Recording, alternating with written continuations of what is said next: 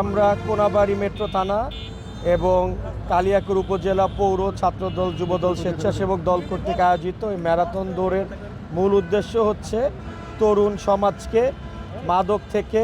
দূরে নিয়ে আসার জন্য, খেলাধুলার ভিতর আকৃষ্ট করার জন্য এবং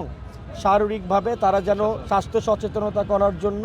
আজকে আমাদের এই মূল ম্যারাথন দৌড়। এবং আমরা জানি যে আমরা তরুণ সমাজকে যদি খেলাধুলার ভিতরে স্বাস্থ্য সচেতনতার ভিতরে নিয়ে আসতে পারি তাহলে অবশ্যই